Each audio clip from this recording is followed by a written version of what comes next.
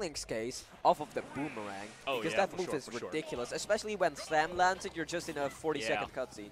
But as a Greninja player, one thing you could do against all the projectile spam is Greninja's counter works in a very funny way. His counter? The counter, it really doesn't scale on the percentage the projectile does.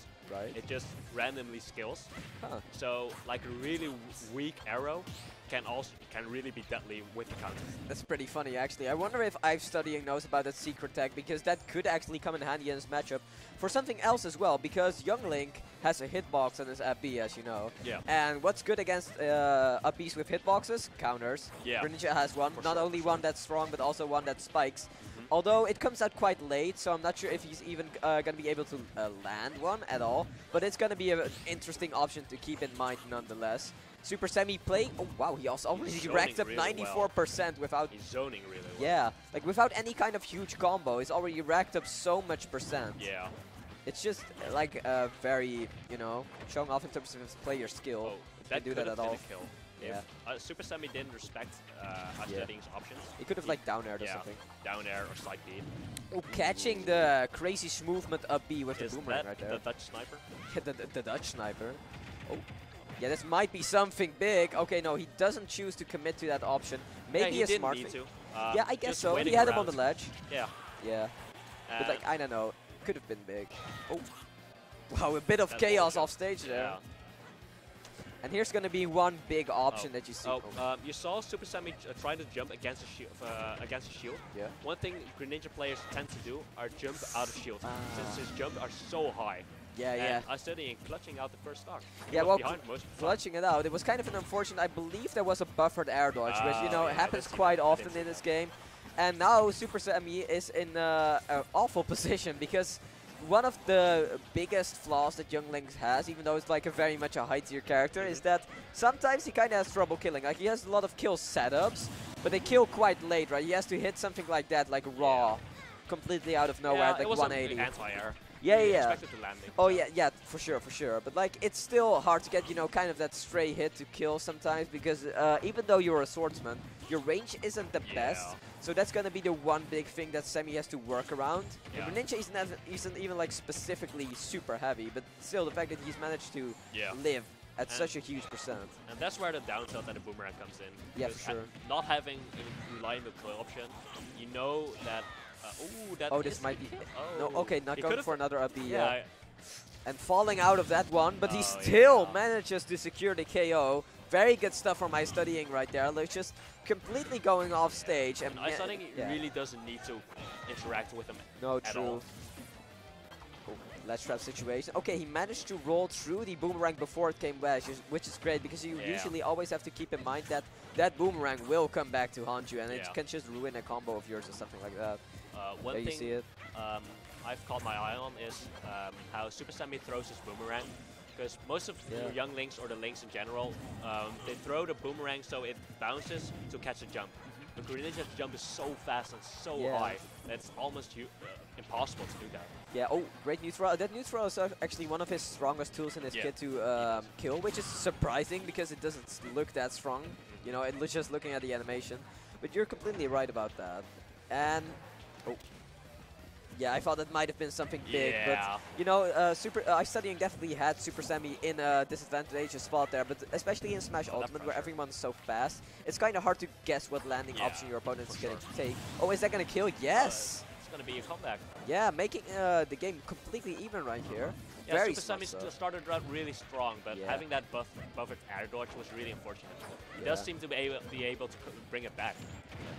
Oh, and this might be something big. Great read there. Wasn't able to follow up on much because that upper actually has quite a lot of lag.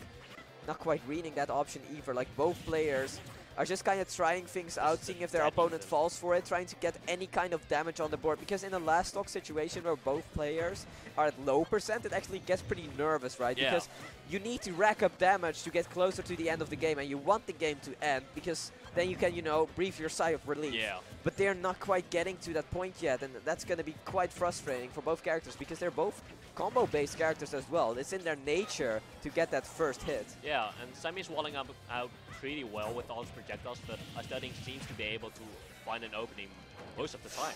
Ooh. Missing his mark right there. Not looking good for the frog right now. Oh, is that it? Oh, great tech! Oh. And couldn't tech that one, How sadly. unfortunate. And game number 1 is going to Supahsemmie after having a little bit of a rocky start, a little bit of issues getting his confirms, getting his kills, but using his zoning game very, very well and securing that kill. And I guess there was an SD for an SD, right? Because, I guess. yeah, SD, you know, they happen even at top level play. Oh, a final destination immediately with no hesitation. Interesting. Yeah, I know for a fact that the Pokemon Stadium are quite weird whenever you get under that stage. Yeah. Since it zooms out in a really weird way, Yeah, so you can't always see what's happening there. Yeah, So it's that might definitely be very weird. that might have been the downfall of iStudying's first game. Might have been it, yeah. That angle was also like semi-specific, so the fact that he didn't manage to quite land it isn't too surprising to me. Not the mangle. Yeah, the mangle.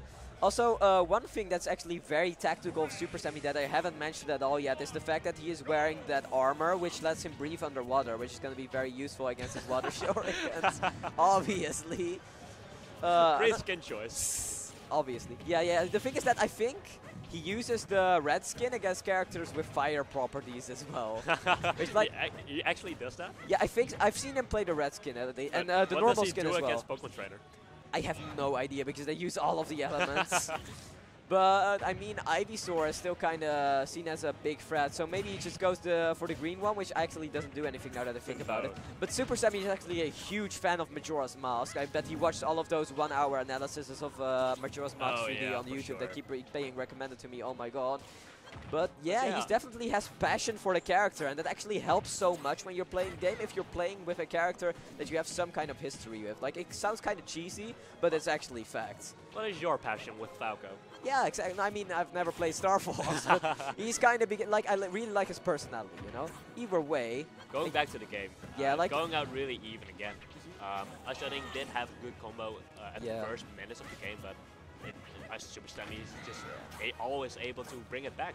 So also, there's a lot more shield pressure in this game is what I've noticed. Like a lot of playing around each other's shields, Semi with the kicks, iStudying with all those landing aerials, just kind of seeing what their opponent is going to do. And as you can see, Neutral has been played for 1.5 minutes with no clear winner yet. Oh, this might actually be great movement. Yeah, I think he tried to read Semi going for a nair at the ledge, so just to blow him away. Exactly, like he kind of went high as well. Oh yeah, that up air is going to catch him. Very important kill from Semi because again, you don't want to play the uphill battle if you're playing a character like Young Link. And also, having a Greninja with 150% rage is so scary. Oh, for sure. Oh, there you see the down tilt forward the there. Of course, the down tilt. Yeah, you can't air dodge, you can't jump. That's you just gotta let it happen, you know. The best thing you can do, in my opinion, in that situation, is if you're at low percent, you can probably survive the forward air. Yeah. But if you're at high percent, you gotta go for the air dodge and like beg and pray that your opponent messes up. Yeah. Otherwise, you just get frame trapped. So, would you say that whenever Supahsemmie is at a high percentage, he has to play aerial way more? Do you think that's the play? I think that might be the play, but honestly, my brain can't think of that high of a level. I'm just an observer in this small world, man. Oh, well, great shield pressure. Yeah, considering the down tilt only covers grounded options. Yeah, true. You would say that Supahsemmie always has to approach with Nair whenever he's at a high percentage, right? Yeah, true. He, of course, isn't right now, so him having a rest situation is so good. Then again, though, that Nair isn't a bad approach option at all because it not only kills, but it's relatively safe as well. I think not as safe as regular Links because that move is like -3 or something. It's crazy. And it kills super early, it leads into stuff, well, same with Young Link's neutral, but yeah, look at that, he's just putting those out to wall, iStudying out! Bear 1 into up smash. Yeah, Bear 1 into up smash, great confirm. Oh, getting in. Of course, iStudying going with an up smash himself. Of his own, yeah, but this time it's for big damage, because he's gonna need that big damage. If you look at this lead, Supahsemmie might actually take this with a 2-0 victory, lots of 2-0s happening here.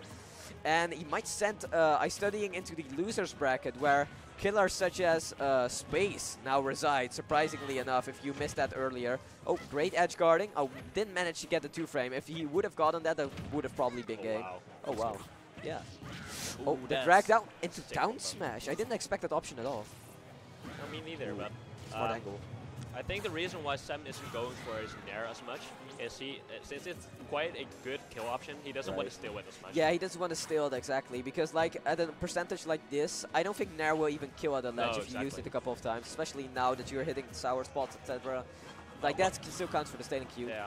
One thing I haven't seen as much is the up B out of shield of Supahsemmie. Right. Well, I don't know how fast it is actually. I always see it as a pretty good option, but I might be wrong on that. It's a good option in general, like at least decent, but with Greninja, who has these insane on-shield options, right? Like for okay, very fast bomb to down air, ending that.